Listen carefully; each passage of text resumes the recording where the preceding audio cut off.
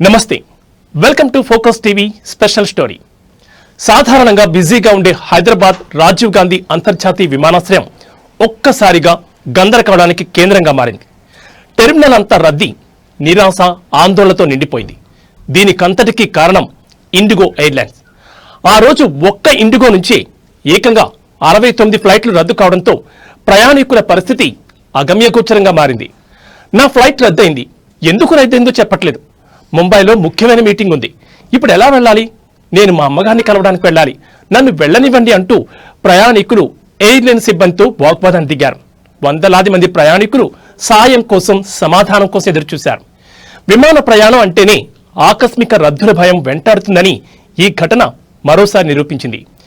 IndiGo రద్దుల సమస్య ఒకవైపు కొనసాగుతుండగానే ఎయిర్పోర్ట్లో మరో భయంకరమైన పరిణామం చోటు చేసుకుంది. 2 అంతర్జాతీయ విమానాలకు, అవును మీరు వింటోంది నిజమే, బాంబు బెదిరింపులు వచ్చాయి. బ్రిటిష్ ఎయిర్వేస్ మరియు కువైట్ ఎయిర్వేస్ కు సంబంధించిన 2 విమానాలకు వచ్చిన ఈ అజ్ఞాత బెదిరింపులు విమానాశ్రయ భద్రతను ఒక్కసారిగా కదిలించాయి.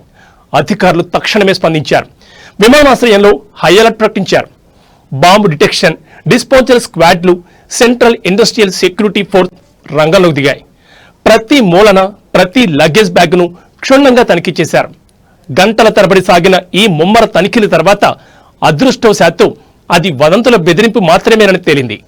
అయినప్పటికీ ఆ భయానక వాతావరణం ప్రయాణికులను తీవ్రంగా కలవరపెట్టింది. విమానయానంలో తలెత్తిన ఈ సంక్షోభం నుంచి ప్రయాణికులకు ఉపశమనం కలిగించడానికి రంగంలోకి దిగింది భారతీయ రైల్వేస్. రద్దయిన ఫ్లైట్ల ప్రయాణికుల రద్దీని దృష్టిలో ఉంచుకుని రైల్వేస్ తక్షణమే కీలక నిర్ణయం తీసుకుంది.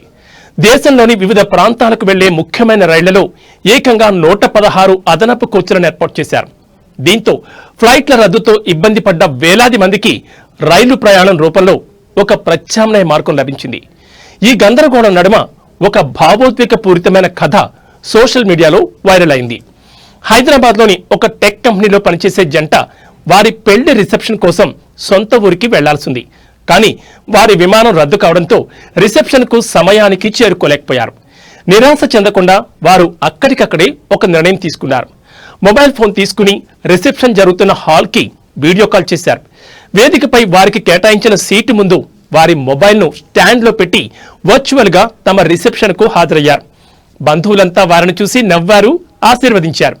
విమాన రద్దు బాధను మర్చిపోయి టెక్నాలజీ సాయంతో శుభకార్యాన్ని జరుపుకున్న ఈ జంట వీడియో సోషల్ మీడియాలో వేల షేర్లతో వైరల్ అవుతోంది. విమానాల రద్దులు, బాంబు బెదిరింపులు, ఆర్జీఐఏలో ఆ రోజు ఆందోళనకరంగా గడిచింది. అయినప్పటికీ రైల్వేస్ అందించిన ఉపశమనం, వైరల్ జంట కథ చెప్పిన సానుకూల దృక్పథం ఈ సంక్షోభాన్ని మర్చిపోలేని ఒక అనుభవంగా మార్చాయి. ఇది ఇవాల్టి ఫోకస్ టీవీ స్పెషల్ స్టోరీ. మరో ఇంట్రెస్టింగ్ టాపిక్ తో మళ్ళీ కలుద్దాం. నమస్తే.